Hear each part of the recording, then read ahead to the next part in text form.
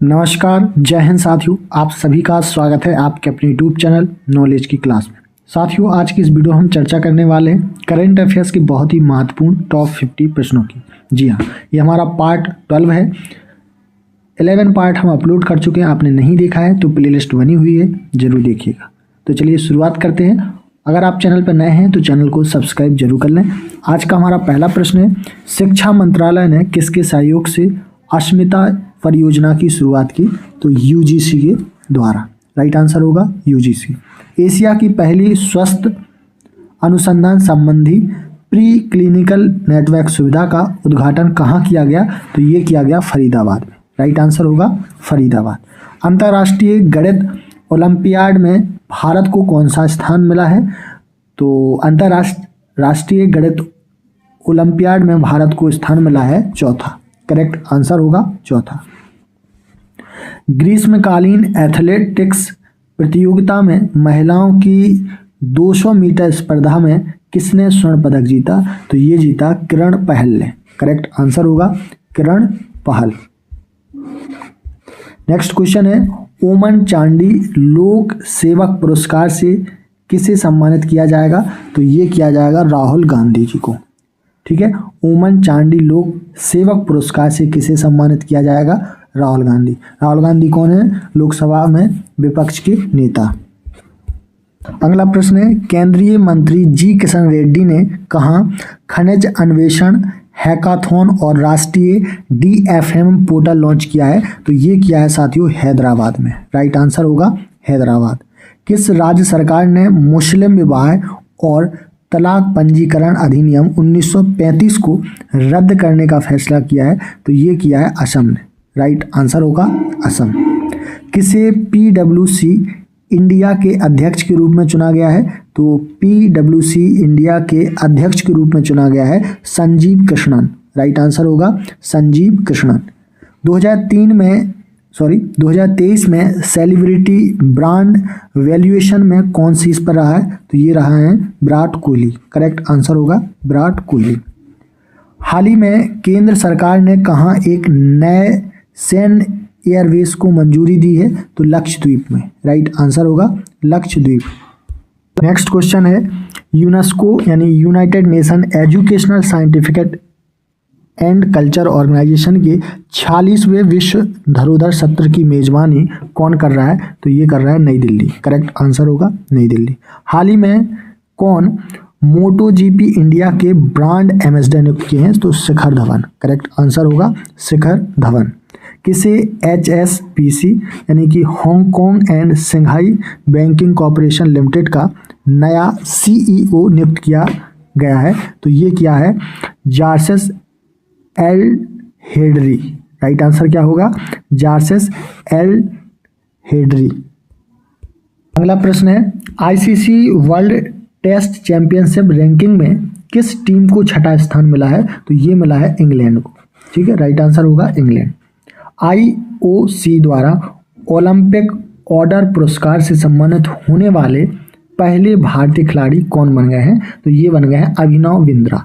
Correct answer होगा अभिनव बिंद्रा।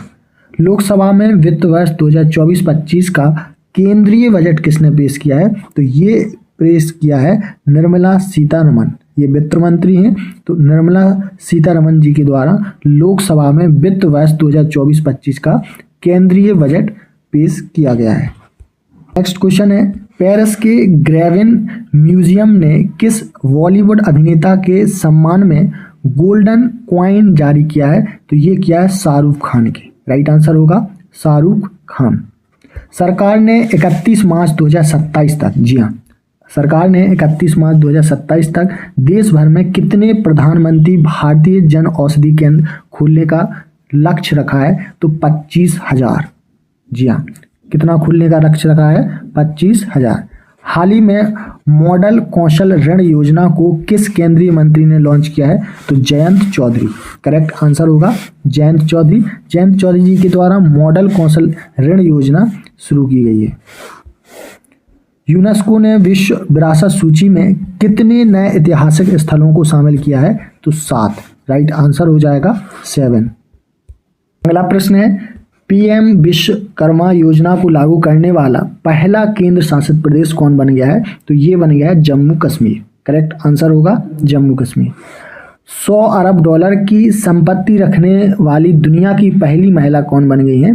तो 100 अरब dollar की संपत्ति रखने वाली दुनिया की पहली महिला बन गई है फ्रैंकोइस वेटेनकोट। राइट आंसर होगा फ्रैंकोइस वेटेनकोट। किसे सुप्रीम कोर्ट कानूनी सेवा समिति का अध्यक्ष नियुक्त किया गया है? इंपोर्टेंट प्रश्न है। तो सुप्रीम कोर्ट कानूनी सेवा समिति का अध्यक्ष नियुक्त किया गया है VR गवई को। राइट आंसर होगा VR गवई। किस राज्य की कादियाल साड़ियों को टैग मिला है? तो कादियाल साड़ियों को टैग मिला है ये पश्चिम बंगाल की। राइट आंसर होगा पश्चिम बंगाल। ठीक है, याद रखेंगे आप सभी। नेक्स्ट क्वेश्चन है आत्मनिर्भर भारत उत्सव 2024 का आयोजन कहाँ किया गया? तो आत्मनिर्भर भारत उत्सव 2024 का जो आयोजन किया गया वो नई दिल्ली में। राइट आंसर होगा नई दिल्ली। क्वेश्चन है 17वां इंडियन प्रीमियर लीग 2024 का खिताब किसने जीता है? तो ये जीता है Kolkata Knight Riders. Right answer होगा Kolkata Knight Riders. World Press Freedom Index 2024 में भारत को 180 देशों में कौन सा स्थान मिला है? तो 159वां। राइट आंसर होगा 159वां। किसने इटालियन ओपन 2024 का एकल खिताब जीता है? तो ये जीता है क्रमशः अलेक्जेंडर ज़्वेरेव, इगा स्विएटेक। ठीक है, इनके द्वारा इटालियन ओपन 2024 का खिताब जीता गया है। किस देश के खिलाड़ी कॉलिन मुनरो ने अंतर्राष्ट्रीय क्रिकेट से संन्यास की घोषणा की है? तो ये न्यूजीलैंड के प्लेयर हैं, इन्होंने कॉलिन मुनरो, इन्होंने अंतर्राष्ट्रीय क्रिकेट से संन्यास की घोषणा की है। साथियों, आपको वीडियो पसंद आ रहा है तो वीडियो को लाइक और शेयर जरूर करें। चैनल पर नए हैं तो चैनल को सब्सक्राइब अवश्य कर लें। क्वेश्चन है हाल ही में भारतीय वायुसेना कहाँ 20 देशों के अभ्यास पेज ब्लैक में भाग लेगी? तो ऑस्ट्रेलिया। राइट आंसर हो जाएगा ऑस्ट्रेलिया। किस मंत्रालय ने प्रोजेक्ट परी, जी हाँ याद रखेंगे, प्रोजेक्ट परी शुरू किया है? तो संस्कृति मंत्रालय। करेक्ट आंसर हो जाएगा संस्कृति मंत्रालय। HCL टेक की अध्यक्ष रोशनी नादर को किस देश का सर्वोच्च नागरिक सम्मान मिला है? तो ये मिला है फ्रांस। करेक्ट आंसर हो जाएगा फ्रांस। 2024 की सर्वश्रेष्ठ कृषि राज्य का पुरस्कार किसे मिला है? तो कृषि राज्य सर्वश्रेष्ठ 2024 का पुरस्कार मिला है महाराष्ट्र राज्य को। राइट आंसर होगा महाराष्ट्र। टीम इंडिया के नए हेड कोच कौन बन गए हैं? तो कौन बन गए हैं? गौतम गंभीर। याद रखेंगे गौतम गंभीर। आज़ादी के बाद एक ही ओलंपिक में 2 पदक जीतने वाली पहली भारतीय कौन है? तो मनु भाकर। करेक्ट आंसर होगा मनु भाकर, जिन्होंने ओलंपिक में 2 पदक जीतने वाली एकमात्र पहली भारतीय खिलाड़ी हैं। मनु भाकर 2024 पेरिस ओलंपिक में 100 मीटर एयर पिस्टल मिश्रित टीम शूटिंग में कांस्य पदक जीतने के लिए किस निशानेबाज के साथ साझेदारी की?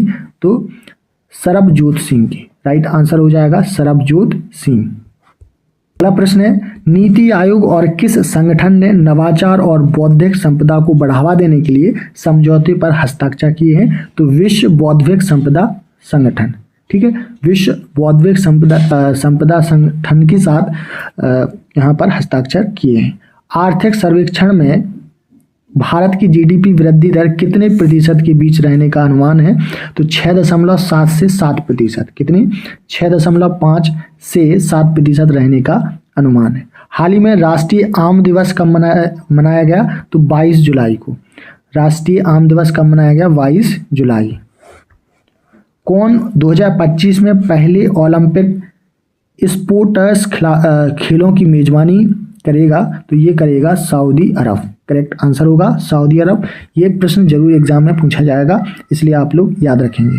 2025 में पहले ओलंपिक स्पोर्ट्स खेलों की मेजबानी करेगा सऊदी अरब। 65वें अंतर्राष्ट्रीय मैथ्स ओलंपियाड में कौन शीर्ष पर रहा है? तो ये रहा है अमेरिका। राइट आंसर होगा अमेरिका। अगला प्रश्न है हाल ही में किसने गांधी मंडेला पुरस्कार जीता है? तो ये जीता है रिगोबर्टा मेनचूतुम। किसने? रिगोबर्टा मेनचूतुम ने गांधी मंडेला पुरस्कार जीता है। किस राज्य सरकार ने मजदूरों के लिए श्रमिक बसेरा योजना शुरू की है? तो श्रमिक बसेरा योजना शुरू की गई है गुजरात राज्य सरकार के द्वारा। राइट आंसर होगा गुजरात। किसने विश्व की पहली carbon fibre high speed train का अनावरण किया है? तो ये किया है चीन ने। ठीक है, carbon fibre high speed train जिसका अनावरण चीन के द्वारा किया गया है। महिला T20 सर्वाधिक रन बनाने वाली भारतीय खिलाड़ी कौन बन गई हैं? तो स्मृति मंदाना। राइट आंसर होगा स्मृति मंदाना। भारत का 43वां यूनेस्को विरासत स्थल कौन बना? तो मोईदाम। कौन सा बना है? मोईदाम। असम के मोईदाम अहोम राजवंश का टीला दफन प्रणाली है। ठीक है, तो याद रखना है आप सभी को। इंटरनेशनल ओलंपिक कमेटी के सदस्य के रूप में किसे दोबारा चुना गया है? तो नीता अंबानी को। करेक्ट आंसर हो जाएगा नीता अंबानी। तो साथियों, यहाँ पर हमने बहुत ही महत्वपूर्ण करंट अफेयर्स के प्रश्नों को देखा जो सभी एग्जाम के लिए बहुत बहुत महत्वपूर्ण है। और ये हमारा पार्ट 12वां था। 11 पार्ट को हम अपलोड कर चुके हैं, आपने नहीं देखे हैं तो प्लेलिस्ट बनी हुई है, जरूर देखिएगा। उम्मीद है वीडियो आपको पसंद आया होगा, तो वीडियो को लाइक शेयर जरूर करें। चैनल पर नए हैं तो चैनल को सब्सक्राइब जरूर कर लें। धन्यवाद।